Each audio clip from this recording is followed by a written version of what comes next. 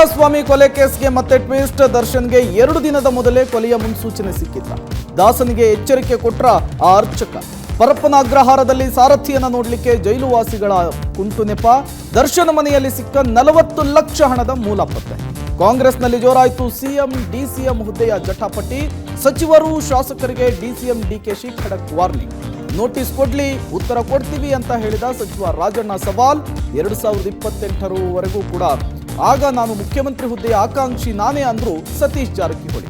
ವಾಲ್ಮೀಕಿ ಹಗರಣಕ್ಕೆ ಮತ್ತೊಂದು ತಿರುವು. 193 ನಕಲಿ ಅಕೌಂಟ್ಗಳಿಗೆ 89 ಕೋಟಿ ಟ್ರಾನ್ಸ್ಫರ್. ಇದರೊಂದಿಗೆ ಮತ್ತೊಂದಿಷ್ಟು ಸುದ್ದಿಗಳನ್ನು ನೋಡೋಣ ಕರ್ನಾಟಕ ಟಾಪ್ 20ಯಲ್ಲಿ. ಚಿತ್ರದುರ್ಗದ ರೇಣುಕಾಸ್ವಾಮಿ ಮರ್ಡರ್ ಮಾಡಿ ಜೈಲು ಸೇರಿದ ದರ್ಶನ್ ದುಷ್ಟಕೂಟದ ಬಗ್ಗೆ ಒಂದಿಲ್ಲೊಂದು ಮಾಹಿತಿ ಹೊರಬೀಳ್ತಾ ಇದೆ. ಅಸಲಿಗೆ ದರ್ಶನ್ಗೆ 2 ದಿನಗಳ ಮೊದಲೇ ಈ ಕೊಲೆಯ ಮುನ್ಸೂಚನೆ ಸಿಕ್ಕಿತ್ತಾ ಅನ್ನೋ ಅನುಮಾನ ವ್ಯಕ್ತವಾಗಿದೆ. ರೇಣುಕಾಸ್ವಾಮಿ ಮರ್ಡರ್ಗೂ 2 ದಿನ ಮೊದಲೇ ಅಂದ್ರೆ ಜೂನ್ 6ರ ಅಮಾವಾಸ್ಯೆಯಂದು ದರ್ಶನ್ ತಳಮಳ ಅನುಭವಿಸಿದರು. ಹೇಳಿಕೊಳ್ಳಲು ಆಗದ ಯಾತನೆ ಅನುಭವಿಸಿದ್ರಿಂದ ತಾವು ನಂಬೋ ದೇವಸ್ಥಾನದ ಅರ್ಚಕರನ್ನ ಮನೆಗೆ ಕರೆಸಿ ದೃಷ್ಟಿ ಪೂಜೆ ಮಾಡಿಸಿ ತಡೆ ಒಡಿಸಿಕೊಂಡಿದ್ರು. ಈ ವೇಳೆ ಅರ್ಚಕರು ಕೆಲವೊಂದು ಎಚ್ಚರಿಕೆ ಕೂಡ ಕೊಟ್ಟಿದ್ರು. ನಿನ್ನ ಗ್ರಹಗತಿ ಸರಿಯಿಲ್ಲ, ಬೇಡ ಅಂದ್ರೂ ತಪ್ಪು ಮಾಡಿಸುತ್ತೆ, ಒಂದಷ್ಟು ದಿನ ಹೊರಗೆಲ್ಲಾದ್ರೂ ಹೋಗಿ ಬನ್ನಿ ಅಂತ ಪೂಜಾರಿ ಸಲಹೆ ಕೊಟ್ಟಿದ್ರು. ಆದರೆ ಪೂಜೆ ನಡೆದ 2 ದಿನದಲ್ಲಿ ರೇಣುಕಾಸ್ವಾಮಿ ಹತ್ಯೆ ಕೇಸಲ್ಲಿ ದರ್ಶನ್ ಗುರಿಯಾಗಿದ್ದಾರೆ. ಈಗ ದರ್ಶನ್ ಆರೋಪ ಮುಕ್ತರಾಗಲಿ ಎಂದು ಅದೇ ಶಕ್ತಿ ದೇವತೆಗೆ ಆಪ್ತರು ಮೊರೆ ಹೋಗಿದ್ದಾರೆ ಎನ್ನಲಾಗಿದೆ. ರೇಣುಕಾಸ್ವಾಮಿ ಕೊಲೆ ಕೇಸಲ್ಲಿ ದರ್ಶನ್ ಪರಪ್ಪನ ಅಗ್ರಹಾರ ಜೈಲು ಸೇರಿ ಇವತ್ತು 8 ದಿನ. ಜೈಲಲ್ಲಿ ದರ್ಶನ್ ನೋಡೋಕೆ ಜೈಲುವಾಸಿಗಳು ಹರಸಾಹಸ ಪಡ್ತಾ ಇದ್ದಾರೆ. ಅನಾರೋಗ್ಯದ ನೆಪ ಹೇಳಿ ಪದೇ ಪದೇ ಜೈಲು ಆಸ್ಪತ್ರೆ ಕಡೆ ಎಂಟ್ರಿ ಕೊಡ್ತಾ ಇದ್ದು ಇದು ಜೈಲಧಿಕಾರಿಗಳಿಗೆ ತಲೆನೋವಾಗಿದೆ. ಆಸ್ಪತ್ರೆ ಸಮೀಪದಲ್ಲೇ ದರ್ಶನ್ ಸ್ಪೆಷಲ್ ಬ್ಯಾರಕ್ ಇದ್ದು ದಾಸನ ನೋಡೋಕೆ ಪದೇ ಪದೇ ಆಸ್ಪತ್ರೆಗೆ ಜೈಲುವಾಸಿಗಳು ಬರ್ತಾ ಇದ್ದಾರೆ. ವೈದ್ಯರ ಬಳಿ ಹೊಟ್ಟೆ ನೋವು, ಗ್ಯಾಸ್ಟ್ರಿಕ್, ತಲೆನೋವು ಅಂತ ನೆಪ ಹೇಳ್ತಿದ್ದಾರೆ. ಇಂಜೆಕ್ಷನ್ ಬೇಡ, ಮಾತ್ರ ಕೊಡಿ ಅಂತ ಮನವಿ ಮಾಡ್ತಿದ್ದಾರೆ. ಇದು ವೈದ್ಯರಲ್ಲಿ ಅನುಮಾನ ಮೂಡಿಸಿದೆ. ಆದ್ರೆ ದರ್ಶನ್ ನೋಡೋಕಾಗಿಯೇ ಜೈಲುವಾಸಿಗಳು ಡ್ರಾಮಾ ಮಾಡ್ತಾ ಇದ್ದಾರೆ. ಈ ಮಧ್ಯ ವೀಕೆಂಡ್ಗಾಗಿ ಸದಾ ಕಾಯ್ತಾ ಇದ್ದ ದರ್ಶನ್ ಈಗ ಕಂಬಿ ಹಿಂದೆ ಇದ್ದಾರೆ. ಪ್ರತಿ ವೀಕೆಂಡ್ನಲ್ಲೂ ಮಿತ್ರಪಡಿಯೊಂದಿಗೆ ಸಾರಥಿ ಟ್ರಿಪ್ ಹೋಗ್ತಾ ಇದ್ರು. ಆದ್ರೆ ಕಳೆದ 3 ವಾರದಿಂದ ದರ್ಶನ್ ಕಾರು ಮತ್ತು ಜೀಪ್ಗಳು ಶೆಡ್ನಲ್ಲೇ ಧೂಳು ಹಿಡಿತಾ ಇದೆ. ಇನ್ನು ನಟ ದರ್ಶನ್ ಮನೆಯಲ್ಲಿ ಸಿಕ್ಕ 40 ಲಕ್ಷ ಹಣದ ಮೂಲ ಪತ್ತೆಯಾಗಿದೆ. ನಿರ್ಮಾಪಕರ ಬಳಿ ಹಣ ಪಡೆದು ಮನೆಯಲ್ಲಿಟ್ಟಿದ್ದರ ಬಗ್ಗೆ ಪೊಲೀಸ್ ಪ್ರಾಥಮಿಕ ತನಿಖೆಯಲ್ಲಿ ಮಾಹಿತಿ ಹೊರಬಿದ್ದಿದೆ. ಆದರೆ ಹಣ ಕೊಟ್ಟವರಿಗೆ ನೋಟಿಸ್ ಕೊಟ್ಟು ವಿಚಾರಣೆಗೆ ಕರೆಯಲು ಪೊಲೀಸರು ಸಿದ್ಧತೆ ನಡೆಸಿದ್ದಾರೆ. ರಾಜ್ಯ ಕಾಂಗ್ರೆಸ್ನಲ್ಲಿ ಸಿಎಂ ಬದಲಾವಣೆ, ಹೆಚ್ಚುವರಿ ಡಿಸಿಎಂ ಫೈಟ್ ತಾರಕಕ್ಕೇರಿದೆ. ಈ ಬೆನ್ನಲ್ಲೇ ಸಚಿವರು ಶಾಸಕರಿಗೆ ಡಿಸಿಎಂ ಡಿಕೆಶಿ ಕಟ್ಟಾಜ್ಞೆ ಕೊಟ್ಟಿದ್ದಾರೆ. ಎಲ್ಲರೂ ಬಾಯಿಗೆ ಬೀಗ ಹಾಕೊಂಡು ಇರಿ, ಯಾವ ಎಂಎಲ್ಎ ಕೂಡ ಮಾತನಾಡುವ ಅವಶ್ಯಕತೆ ಇಲ್ಲ, ಎಲ್ಲರೂ ಪಕ್ಷದ ಶಿಸ್ತು ಕಾಪಾಡಬೇಕು, ಯಾವ ಸಿಎಂ ಡಿಸಿಎಂ ಚರ್ಚೆಯೂ ಇಲ್ಲ, ಯಾರ ರೆಕಮೆಂಡೇಶನ್ ಕೂಡ ಅವಶ್ಯಕತೆ ಇಲ್ಲ. ಪಕ್ಷದ ಹಿತದೃಷ್ಟಿಯಿಂದ ನಾನು, ಖರ್ಗೆ, ಸಿದ್ದರಾಮಯ್ಯ ಒಂದು ತೀರ್ಮಾನಕ್ಕೆ ಬಂದಿದ್ದೇವೆ. ಹದ್ದು ಮೀರಿದ್ರೆ ನೋಟಿಸ್ ಕೊಡೋದಾಗಿ ಡಿಸಿಎಂ ಹಾಗೂ ಕೆಪಿಸಿಸಿ ಅಧ್ಯಕ್ಷರೂ ಆಗಿರುವ ಡಿಕೆ ಶಿವಕುಮಾರ್ ಖಡಕ್ ವಾರ್ನಿಂಗ್ ಕೊಟ್ಟಿದ್ದಾರೆ. ಚಂದ್ರಶೇಖರ್ ಸ್ವಾಮೀಜಿ ಹೇಳಿಕೆಗೂ ಪ್ರತಿಕ್ರಿಯೆ ಕೊಟ್ಟ ಡಿಕೆಶಿ ನಮ್ಮ ರಾಜಕಾರಣದ ಸುದ್ದಿಗೆ ನೀವು ಬರಬೇಡಿ ಅಂತ ಮನವಿ ಮಾಡಿದ್ದಾರೆ. ನೋಡ್ರಿ, ಒಂದು ಹೇಳ್ತೀನಿ ಕೇಳಿ, ಯಾವ DCM ಚರ್ಚೆನೂ ಇಲ್ಲ, ಯಾವ ಚೀಫ್ ಮಿನಿಸ್ಟರ್ ಪ್ರಶ್ನೆ ಇಲ್ಲ. ಸ್ವಾಮಿಗಳು ಅಭಿಮಾನದ ಮೇಲೆ ನನ್ನ ಬಗ್ಗೆ ಮಾತಾಡಿರ್ಬೋದು ಅಷ್ಟೇ. ದಯವಿಟ್ಟು ನಾನು ರಿಕ್ವೆಸ್ಟ್ ಮಾಡ್ತೀನಿ, ಯಾರ ರೆಕಮೆಂಡೇಶನ್ನು ನನಗೆ ಅವಶ್ಯಕತೆ ಇಲ್ಲ. ನಾವು ಮಾಡಿರೋ ಕೆಲಸಕ್ಕೆ ನಮ್ಮ ಪಾರ್ಟಿ ಹೈಕಮಾಂಡು ತೀರ್ಮಾನ ಮಾಡ್ತದೆ.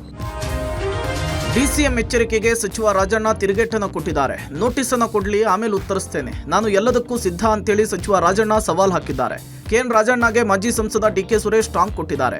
ಅಧಿಕಾರದ ಆಸೆ ಇದ್ರೆ ಅವರ ನೇತೃತ್ವದಲ್ಲಿ ಚುನಾವಣೆಗೆ ಹೋಗಿ ಬಹುಮತವನ್ನು ತಂದು ಅಧಿಕಾರಕ್ಕೆ ಬರಲಿ. ಜನ ಅಧಿಕಾರ ಕೊಟ್ಟಿದ್ದಾರೆ, ಕೆಲಸ ಮಾಡಬೇಕು, ಆಗಲ್ಲ ಅಂದ್ರೆ ಚುನಾವಣೆಗೆ ಹೋಗಬೇಕು ಅಂತ ಹೇಳಿದ್ದಾರೆ. ನಮ್ಮಲ್ಲಿ ಮುಖ್ಯಮಂತ್ರಿ ಸ್ಥಾನ ಖಾಲಿ ಇಲ್ಲ ಅಂತ ಹೇಳಿ ಸಚಿವ ಸಂತೋಷ್ ಲಾಡ್ ಹೇಳಿದ್ದಾರೆ. 2028ಕ್ಕೂ ನಾನು ಮುಖ್ಯಮಂತ್ರಿ ಹುದ್ದೆಯ ಆಕಾಂಕ್ಷಿ ಅಂತ ಹೇಳಿ ಸಚಿವ ಸತೀಶ್ ಜಾರಕಿಹೊಳಿ ಬಾಂಬ್ ಸಿಡಿಸಿದ್ದಾರೆ.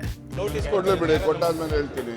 ನಾವು ನೋಡ್ರಿ, ಅವ್ರು ಸಲಹೆ ಮಾಡ್ಬೋದು, ಸಾರ್ವಜನಿಕವಾಗಿ ಕೆಲವು ಕಾಂಟ್ರವರ್ಸಿಗಳನ್ನು ಆಗಬಾರ್ದು ಅಂತ ನಾನು ಒಪ್ತೇನೆ, ಬೇರೆಯವರು ಒಪ್ತಾರೆ. ಆ ರೀತಿ ಮಾತಾಡಿರ್ಬೋದು. ನಾವು ಹೇಳ್ತಕ್ಕಂಥದ್ದಕ್ಕೆ ಏನು ಹೇಳಿದ್ರೆ ಏನು ತಪ್ಪಾಗ್ತದೆ, ಏನು ತಪ್ಪಾಗ್ತದೆ ಕೇಳಬಾರ್ದ?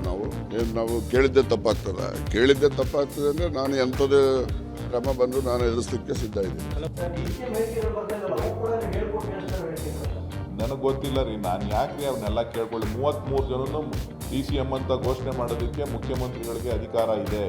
ಸಾಮಾಜಿಕ ಅಸಮಾನತೆಯನ್ನು ನಿವಾರಣೆ ಮಾಡಿ ಪಕ್ಷ ಸಂಘಟನೆಗೆ ಹೆಚ್ಚು ಒತ್ತನ್ನು ಕೊಡಲಿಕ್ಕೆ, ಜೊತೆಗೆ ಪಕ್ಷವನ್ನು ಸದೃಢಗೊಳಿಸಲಿಕ್ಕೆ ಮಾಡ್ಬೋದು. ಸರ್, ಈ ಹಿಂದೆ ನೀವು ಕೂಡ ಹೇಳಿದ್ರೆ ನಾನು ಕೂಡ ಮುಖ್ಯಮಂತ್ರಿ ಯಾಕೆ ಆಗಬಾರ್ದು? ಅದು ಮುಂದೆ 28ಕ್ಕೆ ಅಂತ ಹೇಳಿದ್ದೀವಿ. 28 ಚುನಾವಣೆ ನಂತರ ಅದು ಕ್ಲೇಮ್, ಈಗಲ್ಲ. ಅವಾಗ ಹೇಳಿದ್ದೀವಿ, ಅವಾಗ ನೋಡೋಣ ಬಂದಾಗ, ಅವಾಗಿನ ವಾತಾವರಣ. ವಾಲ್ಮೀಕಿ ಅಭಿವೃದ್ಧಿ ನಿಗಮದ ಬಹುಕೋಟಿ ಹಗರಣಕ್ಕೆ ಮತ್ತೊಂದು ಟ್ವಿಸ್ಟ್ ಸಿಕ್ಕಿದೆ. ಕೋಟಿ ನುಂಗು ನೀರು ಕುಡಿದಿರುವ ಆರೋಪಿಗಳು ಒಂದೊಂದೇ ಸತ್ಯವನ್ನ ಬಾಯ್ಬಿಡ್ತಾ ಇದ್ದಾರೆ. 193 ನಕಲಿ ಅಕೌಂಟ್ಗಳಿಗೆ 89 ಕೋಟಿ ಟ್ರಾನ್ಸ್ಫರ್ ಆಗಿರೋದು ಬೆಳಕಿಗೆ ಬಂದಿದೆ. ಹೈದರಾಬಾದ್ ಮೂಲದ ಸತ್ಯನಾರಾಯಣ ವರ್ಮಾ ಮಾಸ್ಟರ್ ಮೈಂಡ್ ಆಗಿದ್ದಾರೆ. ಬಾರ್ ಮಾಲೀಕರ ಅಕೌಂಟ್ಗಳಿಗೆ ಹಣ ಕಳುಹಿಸಿ ಪರ್ಸೆಂಟೇಜ್ ಲೆಕ್ಕದಲ್ಲಿ ಕೋಟಿ ಹಣವನ್ನ ಡ್ರಾ ಮಾಡಿದ್ದಾರೆ. ಬಳಿಕ ಪರ್ಸೆಂಟೇಜ್ ಲೆಕ್ಕದಲ್ಲಿ ಬಾರ್ ಮಾಲೀಕರು ಹಣ ವಾಪಸ್ ಕೊಟ್ಟಿದ್ದಾರೆ. ಇಲ್ಲಿವರೆಗೂ ಎಸ್ಐಟಿ ಅಧಿಕಾರಿಗಳು 28 ಕೋಟಿಯನ್ನು ವಶಕ್ಕೆ ಪಡೆದಿದ್ದು 10 ಕೋಟಿ ರೂಪಾಯಿಯನ್ನು ಬಾರ್ ಮಾಲೀಕರ ಅಕೌಂಟ್ನಿಂದ ಸೀಸ್ ಮಾಡಲಾಗಿದೆ. ಅಸಲಿ ಕಂಪನಿಗಳ ಮಾಲೀಕರ ಗಮನಕ್ಕೆ ಬಾರದ ರೀತಿಯಲ್ಲಿ ವಂಚನೆ ಮಾಡಿದ್ದು ಅಸಲಿ ಮಾಲೀಕರನ್ನ ಕರೆಸಿ ವಿಚಾರಣೆ ನಡೆಸಿದಾಗ ಅಸಲಿ ಸತ್ಯ ಗೊತ್ತಾಗಿದೆ. ಈ ಸಂಬಂಧ 4 ಎಫ್ಐಆರ್ ದಾಖಲಾಗಿದೆ. ಇನ್ನು ನಕಲಿ ಅಕೌಂಟ್ ಸೃಷ್ಟಿಸಿ ವಹಿವಾಟು ನಡೆಸಿದ ಆರೋಪದಡಿ ಮತ್ತೋರ್ವ ಆರೋಪಿ ಶ್ರೀನಿವಾಸ್ ಎಂಬಾತನನ್ನ ಅರೆಸ್ಟ್ ಮಾಡಲಾಗಿದೆ. ಏನಿಲ್ಲ, ಈಗ ಇವೆಲ್ಲ ಒಂದೊಂದು ಸಂದರ್ಭದಲ್ಲಿ ನಡೆಯುತ್ತೆ. ಬಟ್ ನಾವು ಟ್ರಾನ್ಸ್ಪರೆನ್ಸಿ ಕಮಿಟಿ ಮಾಡಿದೆ, ತನಿಖೆ ಆಗುತ್ತೆ.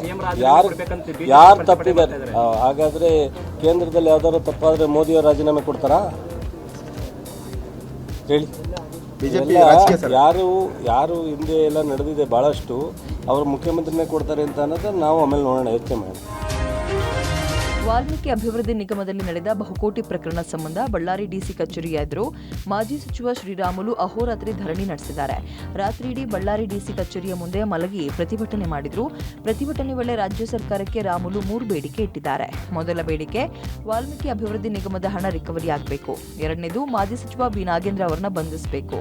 ಮೂರನೇದು, ಪ್ರಕರಣ ಸಿಬಿಐಗೆ ವಹಿಸಬೇಕು ಅಂತ ಬೇಡಿಕೆ ಇಟ್ಟರು. ಇದ್ಯಾವುದೂ ಆಗಲಿಲ್ಲ ಅಂದ್ರೆ ಮುಖ್ಯಮಂತ್ರಿ ಸಿದ್ದರಾಮಯ್ಯ ರಾಜೀನಾಮೆ ಕೊಟ್ಟು ಮನೆಗೆ ಹೋಗ್ಲಿ, ಎಸ್ಟಿ ಸಮುದಾಯಕ್ಕೆ ಮೀಸಲಿಟ್ಟ ಹಣ ದುರ್ಬಳಕೆ ಮಾಡೋಕ್ ಬಿಡಲ್ಲ ಅಂತ ರಾಮುಲು ಆಕ್ರೋಶವನ್ನ ವ್ಯಕ್ತಪಡಿಸಿದ್ರು. ವಾಲ್ಮೀಕಿ ಅಭಿವೃದ್ಧಿ ನಿಗಮದಲ್ಲಿ ಬಹುಕೋಟಿ ಹಗರಣದ ಬೆನ್ನಲ್ಲೇ ಮತ್ತೊಂದು ಭ್ರಷ್ಟಾಚಾರ ಪ್ರಕರಣ ಬಯಲಿಗೆ ಬಂದಿದೆ. ಬಿಬಿಎಂಪಿಯಲ್ಲಿ ಕೋಟ್ಯಾಂತರ ರೂಪಾಯಿ ಅಕ್ರಮ ಹಣ ವರ್ಗಾವಣೆಯಾಗಿರುವುದು ಗೊತ್ತಾಗಿದೆ. ವಿವಿಧ ಯೋಜನೆಗಳ ಫಲಾನುಭವಿಗಳ ಹೆಸರು ದುರ್ಬಳಕೆ ಮಾಡಿಕೊಂಡು ಅಕ್ರಮವಾಗಿ ಅಸ್ತಿತ್ವದಲ್ಲಿಯೇ ಇಲ್ಲದ ಸಹಕಾರಿ ಸಂಸ್ಥೆಗಳಿಗೆ ಕೋಟಿ ವರ್ಗಾವಣೆಯಾಗಿದೆಯಂತೆ. ಲೋಕಾಯುಕ್ತದಲ್ಲಿ ದಾಖಲಾದ ದೂರಿಂದ ಅಕ್ರಮ ಬೆಳಕಿಗೆ ಬಂದಿದ್ದು ಬಿಬಿಎಂಪಿ ಪಶ್ಚಿಮ ವಲಯದ 9 ಅಧಿಕಾರಿಗಳ ವಿರುದ್ಧ ಆರೋಪ ಕೇಳಿಬಂದಿದೆ. ತನಿಖೆಗೆ ಅನುಮತಿ ಕೋರಿ ಸರ್ಕಾರಕ್ಕೆ ಲೋಕಾಯುಕ್ತ ಅಧಿಕಾರಿಗಳು ಪತ್ರ ಬರೆದಿದ್ದಾರೆ. ಸುಬೇಶ್, ಗಾಯತ್ರಿ, ದೇವಕಿ, ಸುಬ್ಬರಾಮಯ್ಯ, ಗೀತಾ, ಗಿರಿಯಪ್ಪ, ಕುಮಾರಿ, ಕುಸುಮ ಹಾಗೆ ಲಿಂಗಣ್ಣ ಗುಂಡಳ್ಳಿ ವಿರುದ್ಧ ತನಿಖೆಗೆ ಕೋರಲಾಗಿದೆ. ಈ ಬಗ್ಗೆ ವರದಿ ಸಲ್ಲಿಸೋಕೆ ಆಡಳಿತ ವಿಭಾಗದ ಉಪ ಆಯುಕ್ತರು ಪಶ್ಚಿಮ ವಿಭಾಗದ ಜಂಟಿ ಆಯುಕ್ತರಿಗೆ ಸೂಚಿಸಿದ್ದಾರೆ.